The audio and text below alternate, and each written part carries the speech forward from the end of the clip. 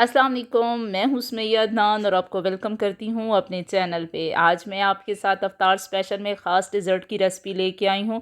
ख़ास तौर पर उन बच्चों के लिए जो कि रोज़ा रखते हैं और उनके लिए अफ्तारी में आप इस किस्म का डिज़र्ट बनाएंगे तो वो बहुत ही खुश हो जाएंगे और बच्चे बूढ़े सारे मिलकर ये शौक़ से खाएंगे।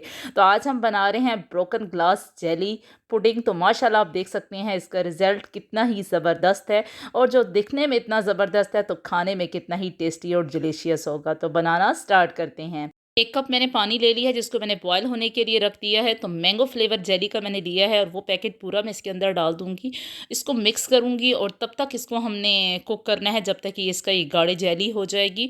तो बस ये गाढ़ी हो चुकी है, चूल्हा बंद करते हैं और साथ ही हम दूसरी जेली ले ली है मैंने ग्रीन कलर की बनाना फ्लेवर की।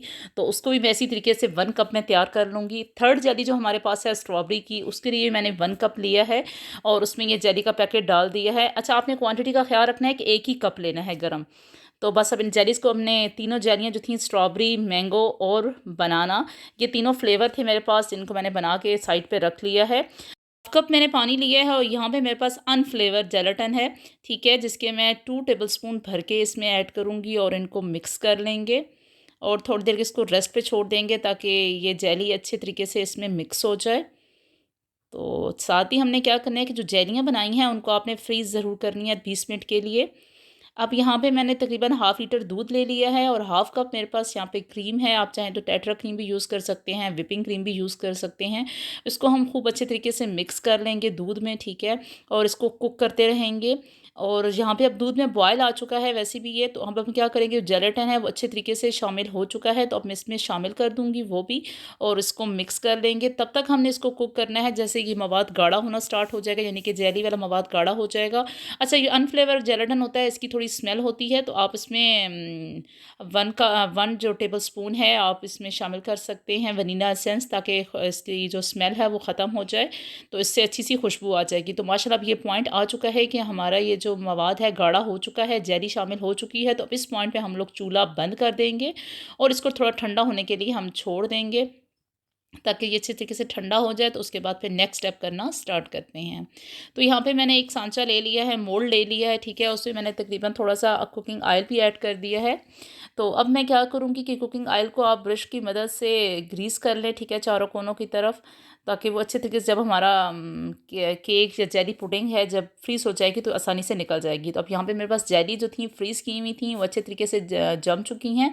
तो पहले मैंने ऑरेंज फ्लेवर यानी कि मैंगो फ्लेवर लिया है, सॉरी ये मैंगो फ्लेवर था। तो अब इसको मैं इस तरह शेप में काट लूँगी। तो माशाल्लाह आप देख सकते हैं कि कितने अच्छे तरीके से हमारी जेली तैयार है। तो आपने ख़्याल रखना है कि आपने 1 कप ही बॉयल करके इसमें जेली ऐड करनी है, ठीक है। अब इसके साथ ही ग्रीन जेली है मेरे पास बनाना की, तो उसको भी इसी शेप में हम लोग काट लेंगे, स्क्वायर शेप में। तो माशाल्लाह हमारी इसकी भी अच्छे अच्छे टुकड़े बन चुके हैं। तो अब थर्ड पे यहाँ पे जो हमारे पास जेली है वो है स्ट्रॉबेरी की। बस उसको भी इसी शेप में हम लोग काट लेंगे। तो जेलियाँ तो हमारी तैयार हो चुकी हैं और दूसरी तरफ जो हमारा पुडिंग का जो हमने दूध का बनाई हुई थी वो भी ठंडी हो चुकी है। तो फिर चलते हैं नेक्स्ट स्टेप करने के लिए। मैंने अब एक प्लेट ले ली है, उसमें तीनों जेलियाँ हम डाल देंगे, स्ट्रॉबेरी, मैंगो और बनाना। तो हम तीनों को मिक्स कर लेंगे। तो बस मिक्स करके इनको साइड पे करते हैं और साथ ही जो मोल्ड हमारे पास जिसको मैंने ग्रीस कर लिया था, तो अब टिश्यू की मदद से हम इसमें से एक्स्ट्रा जो ऑयल है वो भी रिमूव कर लेंगे। तो अब सबसे पहले हम लोग क्या करेंगे, जो जेलियाँ हमने मिक्स की हुई थी वो मैं इसके अंदर डाल दूँगी, क्योंकि ऑलरेडी हम इनको मिक्स कर चुके हैं तो इक्वली आपस में डिवाइड हो चुकी हैं।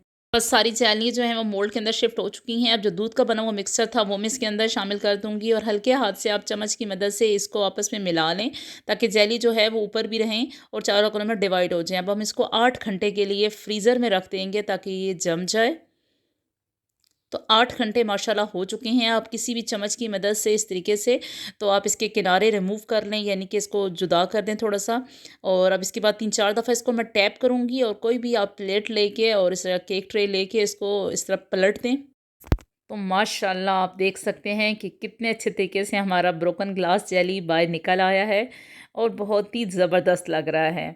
अगर आपको ये वीडियो अच्छी लगे तो प्लीज़ लाइक कीजिए और अपने फ्रेंड्स के साथ शेयर कीजिए और अगर मेरे चैनल पे नए आए हैं तो इसको सब्सक्राइब करना मत भूलिएगा।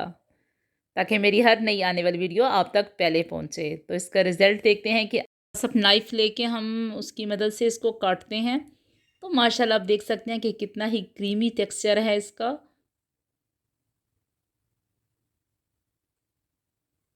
तो देख सकते हैं आप लोग कितना ही कलरफुल पुडिंग है। पुडिंग कह सकते हैं, डिज़र्ट कह सकते हैं, बहुत ही कलरफुल है क्योंकि हमने इसमें मैंगो, स्ट्रॉबेरी और बनाना फ्लेवर की जेली ऐड की है। आपके बच्चे सब लोग बहुत शौक से खाएँगे। दुआओं में मुझे याद रखिएगा। अल्लाह हाफ़िज़।